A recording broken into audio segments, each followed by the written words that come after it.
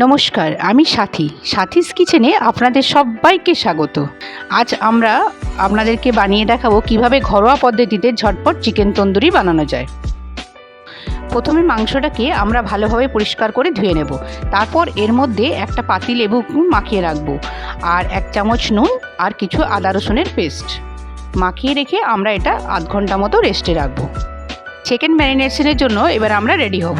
তার জন্য আমাদেরকে যেটা করতে হবে সেটা হচ্ছে 4 চামচ সরষের তেল একটা বাটিতে নিতে হবে, আর নিতে হবে 1 চামচ লঙ্কার গুঁড়ো, আর নিতে হবে 1 কাপ টক দই, 1 চামচ ধনে গুঁড়ো, 1 চামচ জিরে গুঁড়ো, 1 চামচ চিকেন মশলা। এটা আমরা ভালো করে হাত দিয়ে ফাটিয়ে নেব। আর যদি আমরা হাত দিয়ে পেস্ট ফাটাতে অসুবিধে হয় তাহলে আপনি স্পুন ব্যবহার করতে পারেন। আধ ঘন্টা হয়ে যাওয়ার পর আমরা যে সেকেন্ড ম্যারিনেশনটা রেডি করলাম সেটা আমরা আবার এই চিকেনের মধ্যে ভালোভাবে মাখিয়ে নেব। তারপর আমরা এটাকে ফ্রিজে প্রায় 2-3 ঘন্টা রেখে দেব। যদি আপনাদের কাছে আরও টাইম থাকে তাহলে আপনারা এটা 4-5 ঘন্টা অবধি রাখতে পারেন। তাহলে কি হবে, চিকেনের এই যে ফ্লেভারগুলো ভালোভাবে চিকেনের মধ্যে ঢুকবে।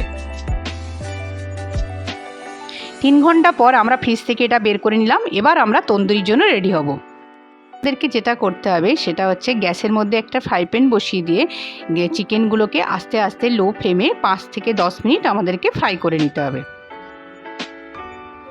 এটা ফ্রাই করছি কারণ যেটা হচ্ছে একেবারে যদি আমরা এটা গ্রিলে দিয়ে দিই তাহলে এই চিকেনটা সেদ্ধ হবে না। চিকেনগুলো ফ্রাই করে নেওয়ার পর এবার আমরা গ্যাসের মধ্যে একটা গ্রিলার বসিয়ে ভালো করে এগুলো আমরাকে আস্তে আস্তে করে গ্রিল করে নিতে হবে।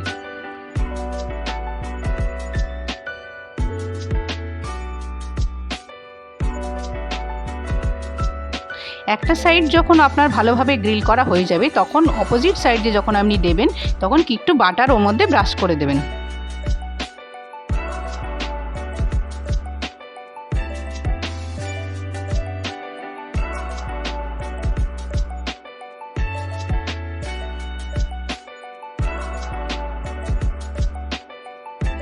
দুটো সাইড গ্রিল করে নেওয়ার পর এবার আমাদের চিকেন তন্দুরি একদম রেডি। এবার আমরা এটাকে গরম গরম সার্ভ করে দেব।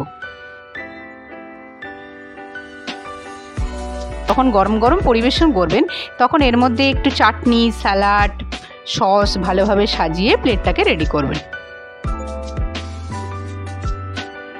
আপনারাও এই রেসিপিটা একবার বাড়িতে বানিয়ে দেখুন।